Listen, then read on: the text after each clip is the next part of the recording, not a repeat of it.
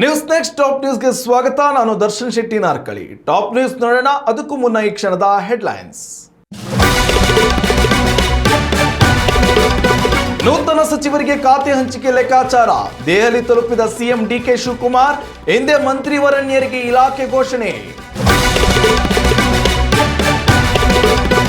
August 15ರಂದು ವಿಧಾನಸೌಧದಲ್ಲಿ freedom ಹಬ್ಬ. ಮಕ್ಕಳ ಜೊತೆ ಬಂದರೆ ಶಕ್ತಿ ಸೌಧಕ್ಕೆ ಫ್ರೀ ಪ್ರವೇಶ. ನಗರಾಭಿವೃದ್ಧಿ ಸಚಿವ ಕೃಷ್ಣ ಬೈರೇಗೌಡ ಮಾಹಿತಿ. ಆಸ್ತಿ ಮಾಲೀಕರಿಗೆ ರಾಜ್ಯ ಸರ್ಕಾರದಿಂದ ಗುಡ್ ನ್ಯೂಸ್. ಮನೆ ಬಾಗಿಲಿಗೆ ಬರಲಿದೆ ಈ ಸ್ವತ್ತು ಮತ್ತು ಖಾತಾ ದಾಖಲೆ. ಕಚೇರಿಗೆ ಅಲೆಯುವ ಅಗತ್ಯವಿಲ್ಲವೆಂದ ಸಚಿವ ಈಶ್ವರ್ ಖಂಡ್ರೆ. ಸಿಲಿಕಾನ್ ಸಿಟಿಯಲ್ಲಿ ಸೆಲೆಬ್ರೇಷನ್ಗೆ ಹೊಸ ಟ್ರೆಂಡ್. ಇನ್ನು ಮುಂದೆ ಡಬಲ್ ಡೆಕ್ಕರ್ ಅಂಬಾರಿ ಬಸ್ ಬಾಡಿಗೆಗೆ ಲಭ್ಯ. ಪ್ರೀ ವೆಡ್ಡಿಂಗ್ ಶೂಟ್, ಬರ್ತ್ಡೇ ಆಚರಣೆಗೆ ಅವಕಾಶ. ಆಗಸ್ಟ್ 11ರವರೆಗೆ ಮುಂದುವರಿಯಲಿದೆ ಮುಂಗಾರಿನ ಅಲೆ. ಕರಾವಳಿ ಜಿಲ್ಲೆಗಳಲ್ಲಿ ವ್ಯಾಪಕ ಮಳೆ ಮುನ್ಸೂಚನೆ. ರಾಜ್ಯ ರಾಜಧಾನಿಯಲ್ಲಿ ಸಾಧಾರಣ ವರ್ಷಧಾರೆ. ಕಾಂಗ್ರೆಸ್ ಹೈಕಮಾಂಡ್ ನಾಯಕರನ್ನ ಭೇಟಿಯಾಗಲು ಮುಖ್ಯಮಂತ್ರಿ ಡಿಕೆ ಶಿವಕುಮಾರ್ ಅವರು ಹಠಾತ್ ದೆಹಲಿ ಪ್ರವಾಸ ಕೈಗೊಂಡಿದ್ದಾರೆ. ಇತ್ತೀಚೆಗೆ ನಡೆದ ಸಚಿವ ಸಂಪುಟ ವಿಸ್ತರಣೆಯ ಬಳಿಕ ಸೃಷ್ಟಿಯಾಗಿರುವ ರಾಜಕೀಯ ಗೊಂದಲಗಳನ್ನು ಬಗೆಹರಿಸುವುದು ಈ ಭೇಟಿಯ ಮುಖ್ಯ ಉದ್ದೇಶವಾಗಿದೆ. ಆಗಸ್ಟ್ 3ರಂದು ನೂತನವಾಗಿ 19 ಸಚಿವರನ್ನ ಸಂಪುಟಕ್ಕೆ ಸೇರ್ಪಡೆಗೊಳಿಸಲಾಗಿದ್ರೂ ಕೂಡ ಇದುವರೆಗೆ ಯಾರಿಗೂ ಖಾತೆಗಳನ್ನು ಹಂಚಿಕೆ ಮಾಡದಿರುವುದು ರಾಜ್ಯ ರಾಜಕೀಯದಲ್ಲಿ ತೀವ್ರ ಚರ್ಚೆಗೆ ಕಾರಣವಾಗಿದೆ. ಸಂಪುಟ ವಿಸ್ತರಣೆಯ ಬೆನ್ನಲ್ಲೇ ಆಡಳಿತಾರೂಢ ಕಾಂಗ್ರೆಸ್ ಪಕ್ಷದಲ್ಲಿ ಆಂತರಿಕ ಅಸಮಾಧಾನ ಸ್ಫೋಟಗೊಂಡಿದೆ. ಸಚಿವ ಸ್ಥಾನ ವಂಚಿತರಾದ ಹಲವು ಹಿರಿಯ ಶಾಸಕರು ಮತ್ತು ಅವರ ಬೆಂಬಲಿಗರು ಬಹಿರಂಗವಾಗಿಯೇ ತಮ್ಮ ಆಕ್ರೋಶ ಹೊರಹಾಕುತ್ತಿದ್ದು ರಾಜ್ಯಾದ್ಯಂತ ಪ್ರತಿಭಟನೆಗಳು ತೀವ್ರಗೊಂಡಿವೆ. ಈ ಭಿನ್ನಮತವನ್ನು ಶಮನಗೊಳಿಸಲು ಮುಖ್ಯಮಂತ್ರಿಗಳು ದೆಹಲಿಗೆ ತೆರಳುವ ಮುನ್ನ ಮಾಜಿ ಮುಖ್ಯಮಂತ್ರಿ ಸಿದ್ದರಾಮಯ್ಯ ಅವರೊಂದಿಗೆ ಸುದೀರ್ಘವಾಗಿ ಸಮಾಲೋಚನೆ ನಡೆಸಿದ್ದಾರೆ. ದೆಹಲಿಯಲ್ಲಿ ಎಐಸಿಸಿ ಅಧ್ಯಕ್ಷ ಮಲ್ಲಿಕಾರ್ಜುನ್ ಖರ್ಗೆ ಮತ್ತು ರಾಹುಲ್ ಗಾಂಧಿ ಸೇರಿದಂತೆ ಪಕ್ಷದ ಹಿರಿಯ ನಾಯಕರನ್ನ ಶಿವಕುಮಾರ್ ಭೇಟಿ ಮಾಡಲಿದ್ದಾರೆ. ಮೂಲಗಳ ಪ್ರಕಾರ ಅತೃಪ್ತ ಶಾಸಕರನ್ನ ಸಮಾಧಾನಪಡಿಸಲು ಪ್ರಸ್ತುತ ಸಂಪುಟದಲ್ಲಿರುವ 2 ಅಥವಾ 3 ಸಚಿವರನ್ನ ಕೈಬಿಟ್ಟು ಹೊಸಬರಿಗೆ ಅವಕಾಶ ನೀಡುವ ಕಠಿಣ ನಿರ್ಧಾರವನ್ನ ಹೈಕಮಾಂಡ್ ತೆಗೆದುಕೊಳ್ಳುವ ಸಾಧ್ಯತೆ ಇದೆ. ಹೈಕಮಾಂಡ್ ಈ ಪ್ರಸ್ತಾಪಕ್ಕೆ ಒಪ್ಪಿಗೆ ನೀಡಿದರೆ ಇಂದು ಸಂಜೆಯ ವೇಳೆಗೆ ಖಾತೆ ಹಂಚಿಕೆಯೊಂದಿಗೆ ಸಂಪುಟ ಪುನರ್ರಚನೆಯು ಪೂರ್ಣಗೊಳ್ಳಲಿದೆ. ಆಗಸ್ಟ್ 13ರಿಂದ ರಾಜ್ಯ ವಿಧಾನಮಂಡಲದ ಮುಂಗಾರು ಅಧಿವೇಶನ ಆರಂಭವಾಗಲಿದ್ದು ವಿರೋಧ ಪಕ್ಷಗಳ ಟೀಕೆಗಳಿಂದ ಬಚಾವಾಗಲು ಅಧಿವೇಶನಕ್ಕೂ ಮುನ್ನವೇ ಎಲ್ಲ ಆಂತರಿಕ ಬಿಕ್ಕಟ್ಟುಗಳನ್ನು ಬಗೆಹರಿಸಿಕೊಳ್ಳಲು ಸರ್ಕಾರ ತರಾತುರಿಯಲ್ಲಿದೆ. ಈ ಬಾರಿಯ ಸ್ವಾತಂತ್ರ್ಯ ದಿನಾಚರಣೆಯನ್ನ ಸಾರ್ವಜನಿಕರು, ಅದರಲ್ಲೂ ಕೂಡ ವಿಶೇಷವಾಗಿ ಶಾಲಾ ಮಕ್ಕಳು ಅತ್ಯಂತ ಸ್ಮರಣೀಯವಾಗಿ ಆಚರಿಸಲು ರಾಜ್ಯ ಸರ್ಕಾರ ಸಜ್ಜಾಗಿದೆ. ಆಗಸ್ಟ್ 15ರಂದು ಬೆಂಗಳೂರಿನ ಶಕ್ತಿ ಕೇಂದ್ರವಾದ ವಿಧಾನಸೌಧದಲ್ಲಿ ಭವ್ಯ ಫ್ರೀಡಂ ಹಬ್ಬವನ್ನು ಆಯೋಜಿಸಲಾಗಿದ್ದು ಅಂದು ಮಕ್ಕಳು ಮತ್ತು ಅವರ ಜೊತೆ ಬರುವ ಪೋಷಕರಿಗೆ ಉಚಿತವಾಗಿ ಒಳ ಪ್ರವೇಶಿಸಲು ಮುಕ್ತ ಅವಕಾಶ ಕಲ್ಪಿಸಲಾಗಿದೆ ಎಂದು ಬೆಂಗಳೂರು ನಗರಾಭಿವೃದ್ಧಿ ಸಚಿವ ಕೃಷ್ಣ ಬೈರೇಗೌಡ ತಿಳಿಸಿದ್ದಾರೆ. ಈ ಹಬ್ಬದ ಮುಖ್ಯ ಉದ್ದೇಶ ಮುಂಬರುವ ಪೀಳಿಗೆಗೆ ದೇಶದ ಇತಿಹಾಸ, ಪ್ರಜಾಪ್ರಭುತ್ವದ ಮೌಲ್ಯಗಳು ಮತ್ತು ನಾಗರಿಕ ಪ್ರಜ್ಞೆಯ ಬಗ್ಗೆ ಆಳವಾದ ಅರಿವು ಮೂಡಿಸುವುದಾಗಿದೆ. ಅಂದು ವಿಧಾನಸೌಧಕ್ಕೆ ಭೇಟಿ ನೀಡುವ ಮಕ್ಕಳಿಗೆ ಅನುಭವಿ ಮಾರ್ಗದರ್ಶಕರಿಂದ ಇಡೀ ಶಾಸನ ಸಭೆಯ ವಿಶೇಷ ಪ್ರವಾಸವನ್ನು ಏರ್ಪಡಿಸಲಾಗುತ್ತದೆ. ಇದರೊಂದಿಗೆ ರಸಪ್ರಶ್ನೆ, ಕಥೆ ಹೇಳುವ ಸ್ಪರ್ಧೆಗಳು, ಕರಕುಶಲ ಮತ್ತು ಸೃಜನಾತ್ಮಕ ಕಾರ್ಯಾಗಾರಗಳು ನಡೆಯಲಿವೆ. ಸ್ಪರ್ಧೆಗಳಲ್ಲಿ ವಿಜೇತರಾಗುವ ಮಕ್ಕಳಿಗೆ ಆಕರ್ಷಕ ಬಹುಮಾನಗಳನ್ನು ವಿತರಿಸಲಾಗುವುದು. ಅಲ್ಲದೆ ವಿವಿಧ ಕಲಾವಿದರು ಜೀವಂತ ಪ್ರದರ್ಶನಗಳ ಮೂಲಕ ಸ್ವಾತಂತ್ರ್ಯ ಹೋರಾಟಗಾರರ ರೋಮಾಂಚನಕಾರಿ ಜೀವನಗಾಥೆಗಳನ್ನು ಕಣ್ಣಿಗೆ ಕಟ್ಟುವಂತೆ ಪ್ರಸ್ತುತಪಡಿಸಲಿದ್ದಾರೆ. ಕೇವಲ ಮಕ್ಕಳ ಚಟುವಟಿಕೆಗಳಷ್ಟೇ ಅಲ್ಲದೆ ವಿಧಾನಸೌಧದ ಸುತ್ತಮುತ್ತಲಿನ ಆವರಣದಲ್ಲಿ ದೇಶದ ಸಾಂಸ್ಕೃತಿಕ ವೈವಿಧ್ಯತೆಯನ್ನು ಬಿಂಬಿಸುವ ಹಲವು ಆಕರ್ಷಣೆಗಳು ಕಾಯುತ್ತಿವೆ. ಅದ್ಭುತವಾದ ಇಂಡಿಯಾ ಪೆರೇಡ್, ಸಂಗೀತಗೋಷ್ಠಿಗಳು, ಲೈವ್ ಮ್ಯೂಸಿಯಂ ಮತ್ತು ವಿವಿಧ ಜಿಲ್ಲೆಗಳ ದೇಶಭಕ್ತಿ ಹೋರಾಟವನ್ನು ಪ್ರದರ್ಶಿಸುವ ಸುಂದರ ಮಂಟಪಗಳನ್ನು ನಿರ್ಮಿಸಲಾಗುತ್ತಿದೆ. ದೇಶದ ಬೇರೆ ಬೇರೆ ಪ್ರಾಂತ್ಯಗಳ ವಿಶಿಷ್ಟ ಪಾಕ ಪದ್ಧತಿಯ ಆಹಾರ ಮಳಿಗೆಗಳು ಹಾಗೂ ಕರಕುಶಲ ವಸ್ತುಗಳ ಪ್ರದರ್ಶನವೂ ಕೂಡ ಇರಲಿದ್ದು ಸಾರ್ವಜನಿಕರಿಗೆ ಸಂವಿಧಾನ ಚೌಕ ಪ್ರಮುಖ ಆಕರ್ಷಣೆಯಾಗಲಿದೆ. ಈ ಐತಿಹಾಸಿಕ ಸಂಭ್ರಮದಲ್ಲಿ ಭಾಗವಹಿಸಲು ಇಚ್ಛಿಸುವ ವಿದ್ಯಾರ್ಥಿಗಳು ಮತ್ತು ಪೋಷಕರು ಇಲಾಖೆಯು ಬಿಡುಗಡೆ ಮಾಡಿರುವ QR ಕೋಡ್ ಅನ್ನು ಸ್ಕ್ಯಾನ್ ಮಾಡುವ ಮೂಲಕ ತಮ್ಮ ಹೆಸರು, ಮೊಬೈಲ್ ಸಂಖ್ಯೆ ಹಾಗೂ ಇಮೇಲ್ ವಿಳಾಸವನ್ನು ನಮೂದಿಸಿ ಮುಂಚಿತವಾಗಿಯೇ ವೆಬ್ಸೈಟ್ನಲ್ಲಿ ಉಚಿತವಾಗಿ ನೋಂದಾಯಿಸಿಕೊಳ್ಳಬೇಕಾಗುತ್ತದೆ. ಈ ಆಗಸ್ಟ್ 15 ಫ್ರೀಡಂ ಹಬ್ಬ ವಿಧಾನಸೌಧದ ಮುಂಭಾಗದಲ್ಲಿ ಜನಗಳ ಹಬ್ಬವಾಗಿ ಸಂಭ್ರಮಿಸಬೇಕು.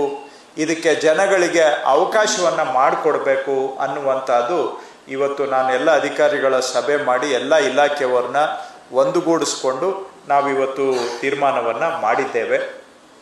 ಇದು ಜನಗಳ ಹಬ್ಬ. ಸರ್ಕಾರದ ಕಾರ್ಯಕ್ರಮ, ಅಧಿಕೃತ ಕಾರ್ಯಕ್ರಮ ಪೆರೇಡ್ ಗ್ರೌಂಡಲ್ಲಿ ಆಗುತ್ತೆ. ಇದು ಬಂದು ಇಲ್ಲಿ ಏನಿದ್ರು ಸರ್ಕಾರ ಜನಗಳಿಗೆ ಅವಕಾಶ ಮಾಡಿಕೊಡ್ತಾ ಇದೆ. ಜನ ಬಂದು ಸಂಭ್ರಮಾಚರಣೆ ಮಾಡ್ತಕ್ಕಂತಹ ಒಂದು ಅವಕಾಶ ಇದು ಹಬ್ಬ. ಆ ರೀತಿಯಲ್ಲಿ ನಾವು ಮಾಡಿದ್ದೇವೆ. ಕಾರ್ಯಕ್ರಮ 11 ಗಂಟೆಯಿಂದ ರಾತ್ರಿ 10 ಗಂಟೆವರೆಗೂ ಇರುತ್ತೆ. 11ಕ್ಕೆ ಮೊದಲು ಪೆರೇಡ್ ಗ್ರೌಂಡಲ್ಲಿ ಸರ್ಕಾರದ ಅಧಿಕೃತ ಕಾರ್ಯಕ್ರಮ ಇರುತ್ತೆ. 11 ಗಂಟೆ ನಂತರ ಸಾರ್ವಜನಿಕರ ಫ್ರೀಡಮ್ ಹಬ್ಬ ಕಾರ್ಯಕ್ರಮ ವಿಧಾನಸೌಧದ ಮುಂಭಾಗದಲ್ಲಿ ಇರುತ್ತೆ. ಅವತ್ತು ಬೆಳಿಗ್ಗೆ 11 ಗಂಟೆಯಿಂದ ರಾತ್ರಿವರೆಗೆ ಅಲ್ಲಿ ಈ ಕರಕುಶಲ ಅಂಗಡಿಗಳು, ಕ್ರಾಫ್ಟ್ ಸ್ಟೋರ್ಸ್ ಅಂತೀವಲ್ಲ, ಕೆಲವೆಲ್ಲ ಕೈಮಗ್ಗದ್ದು ಅಥವಾ ಕೆಲವರು ಬೇರೆ ಏನೋ ಉಡುಗೊರೆ, ಆಟದ ಗೊಂಬೆ, ಈ ಥರದ್ದು ಎಲ್ಲ ಕ್ರಾಫ್ಟ್ ಸ್ಟೋರ್ಸು ಮತ್ತು ಫುಡ್ ಸ್ಟಾಲ್ಸು, ಈ ಥರದ್ದು ದಿನಪೂರ್ತಿ ಒಂದು 50-60 ಸಣ್ಣ ಸಣ್ಣ ಅಂಗಡಿಗಳನ್ನು ವಿಧಾನಸೌಧದ ಸುತ್ತ ಆಯೋಜನೆ ಮಾಡಿ ಅವ್ರಿಗೆ ಅವಕಾಶ ಕೊಡ್ತೇವೆ. ಇದರಲ್ಲಿ ಮೆಜಾರಿಟಿ ಕೆಲವು ಏನು ಕ್ಲಾತ್ ಹ್ಯಾಂಡಿಕ್ರಾಫ್ಟ್ಸು, ಬೇರೆ ಕ್ರಾಫ್ಟು, ಈ ಥರದ ಅಂಗಡಿಗಳು ಸುಮಾರು ಒಂದು 50-60 ಅಂಗಡಿಗಳಿಗೆ ಅವಕಾಶ ಮಾಡಿಕೊಡ್ತಾ ಇದ್ದೇವೆ. ಅದು ದಿನಪೂರ್ತಿ ಇರುತ್ತೆ. ಎರಡನೇದು, ಬೆಳಗ್ಗೆಯಿಂದ ಸಂಜೆವರೆಗೂ ಕೂಡ ಮುಖ್ಯವಾಗಿ ಇದರಲ್ಲಿ ಮಕ್ಕಳ ಮೇಳವನ್ನು ಆಯೋಜನೆ ಮಾಡ್ತಾ ಇದ್ದೇವೆ. ಫ್ರೀಡಮ್ ಹಬ್ಬದಲ್ಲಿ ಒಂದು ಮೇನ್ ಕಾಂಪೊನೆಂಟು ಮಕ್ಕಳ ಮೇಳ. ಯಾಕೆ ಅಂದರೆ ಮಕ್ಕಳು ಸಮಾಜದ ಚಟುವಟಿಕೆಯಲ್ಲಿ ಭಾಗವಹಿಸಬೇಕು. ಮಕ್ಕಳು ಚೆನ್ನಾಗಿ ಖುಷಿಯಾಗಿ ಇದ್ದರೆ, ಸಂಭ್ರಮಾಚರಣೆ ಮಾಡಿದರೆ ಇಡೀ ಕುಟುಂಬ ಸಂಭ್ರಮಿಸಿದಾಗೆ, ಇಡೀ ಕುಟುಂಬ ಸಂಭ್ರಮಿಸಿದರೆ ಇಡೀ ಊರು ಸಂಭ್ರಮಿಸಿದ ಹಾಗೆ. ಸೊ ಮಕ್ಕಳ ಕೇಂದ್ರಿತ ಸ್ವಾತಂತ್ರ್ಯ ಫ್ರೀಡಮ್ ಹಬ್ಬ ಆಗಬೇಕು ಅಂಥೇಳಿ ಮಕ್ಕಳಿಗೆ ವಿಶೇಷವಾದಂಥ ಆದ್ಯತೆಯನ್ನು ಇದರಲ್ಲಿ ನಾವು ಕೊಟ್ಟಿದ್ದೇವೆ. ಎರಡನೇದು, ಮಕ್ಕಳು ಜೊತೆ ಯಾರಾದರೂ ಅವರು ಫ್ಯಾಮಿಲಿಯವರು ಬಂದರೆ ಮಕ್ಕಳೇ ಪಾಸು, ಅವ್ರಿಗೆ ಬೇರೆ ಏನು ಪಾಸ್ ಇಲ್ಲ. ನೀವು ತಂದೆ ತಾಯಿ ಅಜ್ಜ ಅಜ್ಜಿ ಬಂದರೆ ನಿಮಗೆ ಪಾಸ್ ಯಾರು ಅಂದರೆ ನಿಮ್ಮ ಮನೆಯ ಮಗುವೇ ನಿಮಗೆ ಪಾಸು. ಆ ಪಾಸ್ ಇದ್ದರೆ ಅವ್ರಿಗೆ ಆವತ್ತು ವಿಧಾನಸೌಧ ಅಸೆಂಬ್ಲಿಗೆ ಆಕ್ಸೆಸ್ಸನ್ನು ಕೊಡ್ತೇವೆ.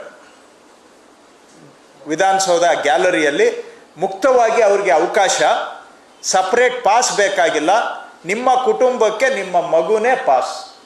ಸಾರ್ವಜನಿಕರು ಸರ್ಕಾರಿ ಕಚೇರಿಗಳ ಸುತ್ತ ಅನಗತ್ಯವಾಗಿ ಅಲೆಯುವುದನ್ನು ತಪ್ಪಿಸಲು ಗ್ರಾಮೀಣಾಭಿವೃದ್ಧಿ ಮತ್ತು ಪಂಚಾಯತ್ ರಾಜ್ ಇಲಾಖೆಯು ಮಹತ್ವದ ನಿರ್ಧಾರ ಕೈಗೊಂಡಿದೆ. ಇನ್ನು ಮುಂದೆ ಅಧಿಕಾರಿಗಳೇ ನೇರವಾಗಿ ಜನರ ಮನೆ ಮನೆಗೆ ತೆರಳಿ ಆಸ್ತಿಗಳ ಇಸ್ವತ್ತು ಹಾಗೂ ಖಾತಾ ದಾಖಲೆಗಳನ್ನು ವಿತರಿಸಲಿದ್ದಾರೆ ಎಂದು ಸಚಿವ ಈಶ್ವರ ಬಿ ಖಂಡ್ರೆ ಪ್ರಕಟಿಸಿದ್ದಾರೆ. ಬಳ್ಳಾರಿ ಜಿಲ್ಲಾ ಪಂಚಾಯತ್ನಲ್ಲಿ ನಡೆದ ಪ್ರಗತಿ ಪರಿಶೀಲನಾ ಸಭೆಯಲ್ಲಿ ಅವರು ಈ ಮಾಹಿತಿಯನ್ನು ನೀಡಿದರು. ಈಗಾಗಲೇ ಕರಡು ಖಾತೆಗಳು ಸಿದ್ಧವಾಗಿದ್ದು, ಯಾವುದೇ ಲೋಪದೋಷಗಳಿಗೆ ಆಸ್ಪದ ನೀಡದೆ ಕೇವಲ ಮೂಲ ಮಾಲೀಕರಿಗೆ ಮಾತ್ರ ಇವುಗಳನ್ನು ಹಸ್ತಾಂತರಿಸಲಾಗುವುದು. ಮಧ್ಯವರ್ತಿಗಳ ಹಾವಳಿ ಹಾಗೂ ಮೂರನೇ ವ್ಯಕ್ತಿಗಳಿಗೆ ಖಾತೆ ವರ್ಗಾವಣೆ ಆಗುವುದನ್ನು ತಡೆಯಲು ಈ ಕ್ರಮ ಕೈಗೊಳ್ಳಲಾಗಿದೆ. ಇದರೊಂದಿಗೆ ಗ್ರಾಮೀಣ ಭಾಗದಲ್ಲಿ ಶುದ್ಧ ಕುಡಿಯುವ ನೀರು ಪೂರೈಕೆಗೆ ಮೊದಲ ಆದ್ಯತೆ ನೀಡಲಾಗುವುದು. ಜಲಜೀವನ್ ಮಿಷನ್ ಯೋಜನೆಯಡಿ ಪೈಪ್ಲೈನ್ ಅಳವಡಿಸಲು ಅಗೆಯಲಾದ ರಸ್ತೆಗಳನ್ನು ಗುತ್ತಿಗೆದಾರರು ತಕ್ಷಣವೇ ಮೊದಲಿನ ಸ್ಥಿತಿಗೆ ದುರಸ್ತಿ ಮಾಡಬೇಕು ಎಂದು ಸಚಿವರು ಕಟ್ಟುನಿಟ್ಟಿನ ಸೂಚನೆಯನ್ನು ನೀಡಿದ್ದಾರೆ. ಮತ್ತೊಂದೆಡೆ ಮಳೆ ಕೊರತೆಯಿಂದಾಗಿ ಗ್ರಾಮೀಣ ಜನತೆ ಉದ್ಯೋಗ ಹುಡುಕಿಕೊಂಡು ನಗರ ಪ್ರದೇಶಗಳಿಗೆ ವಲಸೆ ಹೋಗುವುದನ್ನು ತಡೆಯಲು ಉದ್ಯೋಗ ಖಾತರಿ ಯೋಜನೆಯನ್ನು ತೀವ್ರಗೊಳಿಸಲಾಗುವುದು. ಇದಕ್ಕಾಗಿ ಬರೋಬ್ಬರಿ 2,900 ಕೋಟಿ ರೂಪಾಯಿಗಳಿಗೂ ಅಧಿಕ ಅನುದಾನ ಲಭ್ಯವಿದ್ದು, ಹಣಕಾಸಿನ ಯಾವುದೇ ಕೊರತೆ ಇಲ್ಲ. ನರೇಗಾ ಅಡಿ ಕೆಲಸಕ್ಕೆ ಅಥವಾ ಹೊಸ ಜಾಬ್ ಕಾರ್ಡ್ಗಾಗಿ ಅರ್ಜಿ ಸಲ್ಲಿಸಿದರೆ ಕೇವಲ 24 ಗಂಟೆಗಳ ಒಳಗಾಗಿ ಅದನ್ನು ವಿತರಿಸಬೇಕು.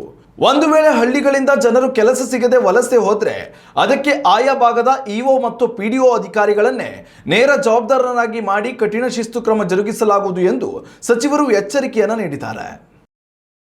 ಉತ್ತಮ ಸಂಸ್ಕಾರಯುತ ಶಿಕ್ಷಣದೊಂದಿಗೆ VSS English medium CBSE school Udupi Muddur.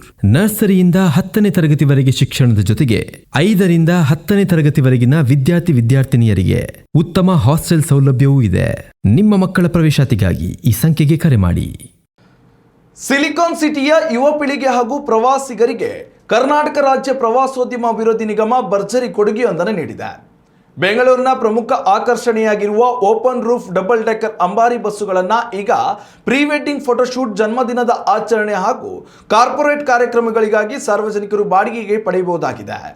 ವಿದೇಶಿ ಶೈಲಿಯ ಈ ವಿಶಿಷ್ಟ ಸೌಲಭ್ಯಕ್ಕೆ ನಗರದಲ್ಲಿ ಈಗಾಗಲೇ ಭಾರಿ ಬೇಡಿಕೆ ಸೃಷ್ಟಿಯಾಗಿದೆ. ಪ್ರವಾಸೋದ್ಯಮ ಇಲಾಖೆಯು ವಾರದ ದಿನಗಳು ಹಾಗೂ ವಾರಾಂತ್ಯಕ್ಕೆ ಪ್ರತ್ಯೇಕ ದರ ಪಟ್ಟಿಯನ್ನು ನಿಗದಿಪಡಿಸಿದೆ. ಸೋಮವಾರದಿಂದ ಶುಕ್ರವಾರದವರೆಗಿನ ದಿನಗಳಲ್ಲಿ 5 ಗಂಟೆಗಳ ಫೋಟೋಶೂಟ್ಗೆ 12,000 ಮತ್ತು %5 GST ದರವಿರಲಿದೆ. ಅದೇ ರೀತಿ ಶನಿವಾರ ಮತ್ತು ಭಾನುವಾರದ ವಾರಾಂತ್ಯದ ದಿನಗಳಲ್ಲಿ 5 ಗಂಟೆಗಳ ಅವಧಿಗೆ 16,000 ಹಾಗೂ %5 GST ಶುಲ್ಕ ಅನ್ವಯವಾಗ್ತದೆ. ನಿಗದಿತ ಸಮಯಕ್ಕಿಂತ ಹೆಚ್ಚಿನ ಅವಧಿ ಬೇಕಾದಲ್ಲಿ ಪ್ರತಿ ಗಂಟೆಗೆ 6,000 ರಿಂದ 7,000 ಹೆಚ್ಚುವರಿ ಹಣ ಪಾವತಿಸಬೇಕಾಗ್ತದೆ. ಈ ಐಷಾರಾಮಿ ಸವಾರಿಯ ಅವಧಿಯಲ್ಲಿ ಅಂಬಾರಿ ಬಸ್ಸುಗಳು ಕಬ್ಬನ್ ಪಾರ್ಕ್, ಭವ್ಯ ವಿಧಾನಸೌಧ, ರಾಜಭವನ, ಟೌನ್ ಹಾಲ್ ಹಾಗೂ KR ಸರ್ಕಲ್ನಂತಹ ಬೆಂಗಳೂರಿನ ಅತ್ಯಂತ ಸುಂದರ ಮತ್ತು ಐತಿಹಾಸಿಕ ತಾಣಗಳ ಮೂಲಕ ಸಂಚರಿಸಲಿವೆ. ಈ ಪ್ರಸಿದ್ಧ ಕಟ್ಟಡಗಳ ಹಿನ್ನೆಲೆಯು ಫೋಟೋಶೂಟ್ಗಳು ಮತ್ತು ಸಂಭ್ರಮಾಚರಣೆಗಳಿಗೆ ಅತ್ಯಂತ ಅದ್ಭುತವಾದ ಲುಕ್ ನೀಡಲಿವೆ. ಈ ಅಪರೂಪದ ಅನುಭವವನ್ನು ಸವಿಯಲು ಇಚ್ಛಿಸುವ ಸಾರ್ವಜನಿಕರು KSTDCಯ ಅಧಿಕೃತ ವೆಬ್ಸೈಟ್ ಅಥವಾ ಅವರ ಕಚೇರಿಯನ್ನು ಸಂಪರ್ಕಿಸಿ ಮುಂಗಡವಾಗಿ ಬುಕ್ಕಿಂಗ್ ಮಾಡಿಕೊಳ್ಳುವುದು ಕಡ್ಡಾಯವಾಗಿದೆ. ಲಭ್ಯತೆಯ ಆಧಾರದ ಮೇಲೆ ದಿನಾಂಕಗಳನ್ನು ಹಂಚಿಕೆ ಮಾಡಲಾಗುತ್ತದೆ ಎಂದು ಪ್ರವಾಸೋದ್ಯಮ ಇಲಾಖೆ ಮಾಹಿತಿಯನ್ನು ನೀಡಿದೆ. ರಾಜ್ಯದಲ್ಲಿ ತಡವಾಗಿ ಪ್ರವೇಶಿಸಿದರೂ ಕೂಡ ಸದ್ಯ ತೀವ್ರಗೊಂಡಿರುವ ಮುಂಗಾರು ಮಳೆಯು ಮುಂದಿನ ಕೆಲವು ದಿನಗಳ ಕಾಲ ಸುರಿಯಲಿದೆ. ಕರ್ನಾಟಕದ ಕರಾವಳಿ ತೀರ ಹಾಗೂ ದಕ್ಷಿಣ ಒಳನಾಡಿನ ಹಲವು ಪ್ರಾಂತ್ಯಗಳಲ್ಲಿ ಆಗಸ್ಟ್ 11ರವರೆಗೆ ವ್ಯಾಪಕವಾಗಿ ಮಳೆ ಮುಂದುವರಿಯಲಿದೆ ಎಂದು ಭಾರತೀಯ ಹವಾಮಾನ ಇಲಾಖೆ ಮುನ್ಸೂಚನೆ ನೀಡಿದೆ. ಹವಾಮಾನ ಇಲಾಖೆಯ ವರದಿಯ ಪ್ರಕಾರ ಪ್ರಮುಖವಾಗಿ ಕರಾವಳಿಯ ದಕ್ಷಿಣ ಕನ್ನಡ, ಉಡುಪಿ ಹಾಗೂ ಉತ್ತರ ಕನ್ನಡ ಜಿಲ್ಲೆಗಳಲ್ಲಿ ಬಹುತೇಕ ಎಲ್ಲ ಕಡೆಗಳಲ್ಲಿ ಸಾಧಾರಣದಿಂದ ಭಾರೀ ಮಳೆಯಾಗುವ ಸಾಧ್ಯತೆ ಇದೆ. ಮಲೆನಾಡು ಭಾಗದ ಶಿವಮೊಗ್ಗ ಮತ್ತು ಚಿಕ್ಕಮಗಳೂರು ಜಿಲ್ಲೆಗಳಲ್ಲಿ ಮಳೆಯ ಅಬ್ಬರ ಜೋರಾಗಿದ್ದು, ಕಳೆದ 24 ಗಂಟೆಗಳಲ್ಲಿ ಶಿವಮೊಗ್ಗದ ಆಗುಂಬೆಯಲ್ಲಿ ಗರಿಷ್ಠ 9 ಸೆಂಟಿಮೀಟರ್ ಹಾಗೂ ಶೃಂಗೇರಿಯಲ್ಲಿ 6 ಸೆಂಟಿಮೀಟರ್ ಮಳೆ ದಾಖಲಾಗಿದೆ. ದಕ್ಷಿಣ ಕನ್ನಡದ ಬೆಳ್ತಂಗಡಿಯಲ್ಲೂ ಕೂಡ 5 ಸೆಂಟಿಮೀಟರ್ ಮಳೆಯಾಗಿದೆ. ಇನ್ನೊಂದೆಡೆ ರಾಜಧಾನಿ ಬೆಂಗಳೂರು ನಗರ, ಬೆಂಗಳೂರು ಗ್ರಾಮಾಂತರ, ಮೈಸೂರು, ಕೊಡಗು, ಚಾಮರಾಜನಗರ, ಹಾಸನ, ತುಮಕೂರು, ಚಿತ್ರದುರ್ಗ ಹಾಗೂ ಕೋಲಾರ ಸೇರಿದಂತೆ ದಕ್ಷಿಣ ಒಳನಾಡಿನ ಬಹುತೇಕ ಜಿಲ್ಲೆಗಳಲ್ಲಿ ಮೋಡ ಕವಿದ ವಾತಾವರಣವಿರಲಿದ್ದು ಹಗುರದಿಂದ ಸಾಧಾರಣ ಮಳೆಯಾಗುವ ನಿರೀಕ್ಷೆ ಇದೆ. ಇತ್ತ ಉತ್ತರ ಒಳನಾಡಿನ ಬೆಳಗಾವಿ, ಧಾರವಾಡ, ಯಾದಗಿರಿ, ರಾಯಚೂರು ಮತ್ತು ಕೊಪ್ಪಳ ಭಾಗಗಳಲ್ಲಿ ಒಂದೆರಡು ಕಡೆ ಸಾಧಾರಣ ಮಳೆಯಾಗಲಿದ್ದು ಗಂಟೆಗೆ 30 ರಿಂದ 40 ಕಿಲೋಮೀಟರ್ ವೇಗದಲ್ಲಿ ಬಲವಾದ ಗಾಳಿ ಬೀಸುವ ಸಂಭವವಿದೆ. ವಿಜಯಪುರ, ಬಾಗಲಕೋಟೆ ಮತ್ತು ಕಲಬುರಗಿಯಲ್ಲಿ ಹಗುರ ತುಂತುರು ಮಳೆಯಾಗುವ ಸಾಧ್ಯತೆ ಇದೆ. ಇನ್ನಷ್ಟು ತಾಜಾ ಸುದ್ದಿಗಳಿಗಾಗಿ ನೋಡ್ತಾ ಇರಿ ನ್ಯೂಸ್ ನೆಕ್ಸ್ಟ್. ಇದು ವರ್ತಮಾನದ ಕೈಗನ್ನಡಿ. ಉತ್ತಮ ಸಂಸ್ಕಾರಯುತ ಶಿಕ್ಷಣದೊಂದಿಗೆ VSS English medium CBSE school, Udupi Muddur. ನರ್ಸರಿಯಿಂದ 10ನೇ ತರಗತಿವರೆಗೆ ಶಿಕ್ಷಣದ ಜೊತೆಗೆ 5 ರಿಂದ 10ನೇ ತರಗತಿವರೆಗಿನ ವಿದ್ಯಾರ್ಥಿನಿಯರಿಗೆ ಉತ್ತಮ ಹಾಸ್ಟೆಲ್ ಸೌಲಭ್ಯವೂ ಇದೆ. ನಿಮ್ಮ ಮಕ್ಕಳ ಪ್ರವೇಶಾತಿಗಾಗಿ ಈ ಸಂಖ್ಯೆಗೆ ಕರೆ ಮಾಡಿ.